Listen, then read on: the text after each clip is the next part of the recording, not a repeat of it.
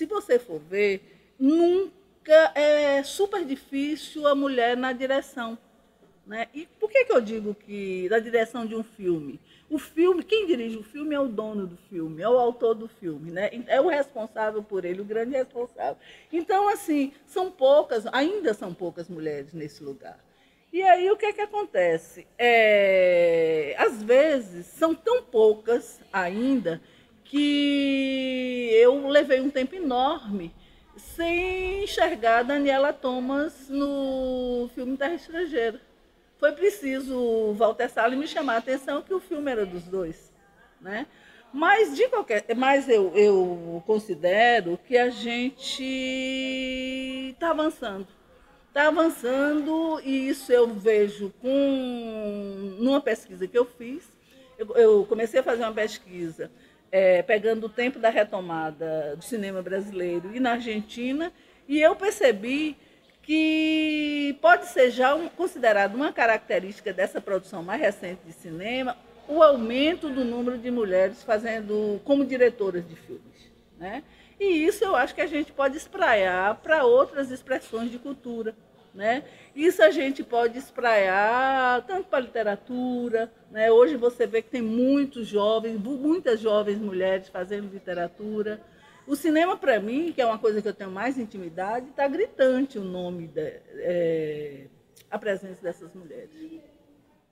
A universidade está sensível para a abertura de institutos de pesquisa, sabe? Institutos que, em geral, eles trabalham numa perspectiva multidisciplinar, né? Então, trabalhando numa perspectiva multidisciplinar, eu acho que a gente vai quebrando as barreiras que existiam entre as áreas de conhecimento. De repente eu posso, como eu te dei esse exemplo, uma pessoa que é bióloga, ela pode investir no campo da cultura com todo o seu o conhecimento, com toda a sua experiência numa área, vamos dizer, uma área dura, né? Então, isso eu acho que para a produção do conhecimento é importante. Se a gente pensa na questão dos estudos feministas, isso antigamente a gente via muita mulher que era mais próxima da cultura, era mais próxima das ciências humanas, interessada e refletindo sobre as questões propostas pelas lutas feministas, pelas teorias feministas. E hoje eu percebo que isso está mais abrangente, né? Esses dias eu tive discussões incríveis com pessoas de física, de matemática. Então, eu acho que, como a academia está articulando teoricamente, é muito mais assim, no sentido de estar lidando com o conhecimento de uma forma multidisciplinar.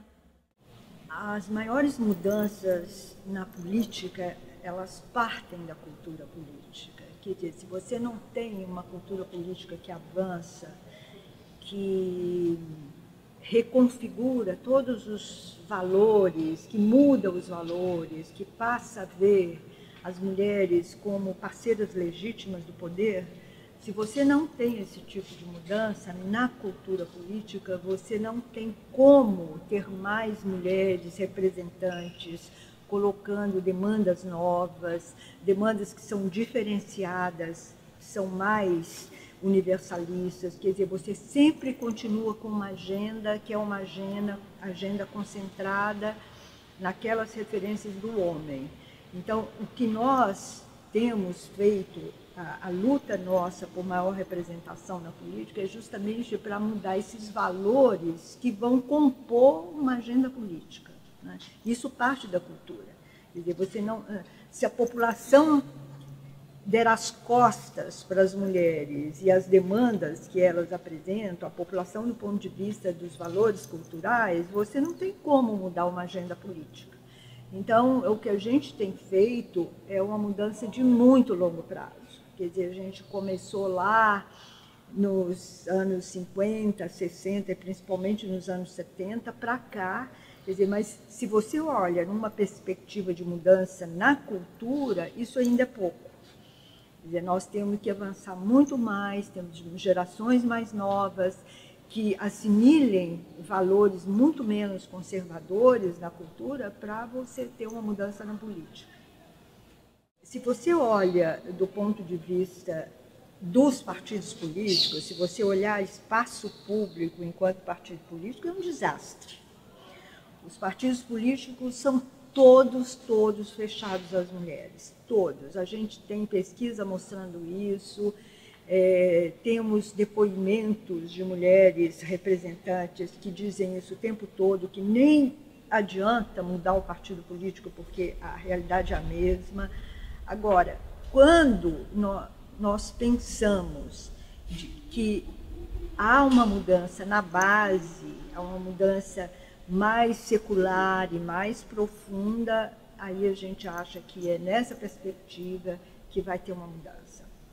São pressões, principalmente dos movimentos de mulheres, das ONGs de mulheres, ONGs feministas, e elas fazem lobbying, elas fazem uma política de advocacy, que significa demanda de direitos, direitos iguais, e isso é uma realidade no Brasil. O Brasil é ímpar, e isso, se você olha do ponto de vista da Federação Brasileira, a quantidade de municípios hoje em que existem agências de política para as mulheres, conselhos, os movimentos organizados, representados nesses conselhos, representados às vezes numa sessão da própria prefeitura municipal, o próprio IBGE hoje traz essa estatística. Então, é uma estatística que mostra a mudança na base, quer dizer, na base que nós estamos trabalhando. Nós não estamos fazendo um pacto de poder de cima para baixo, é de baixo para cima, como todos os outros movimentos sociais, né? Então, a nossa perspectiva é de que no município essas relações de poder comecem a mudar e essa mudança vai se transmitindo, né, no país federativo, de uma instância municipal para as regionais, estaduais e para a instância federal. Quer dizer, essa é a nossa abordagem. Nós não acreditamos numa mudança de cima para baixo. Por isso que quando a gente fala em reforma política e está olhando lá em cima, a gente se sente terrivelmente frustrado, mas essa frustração ela tem uma explicação.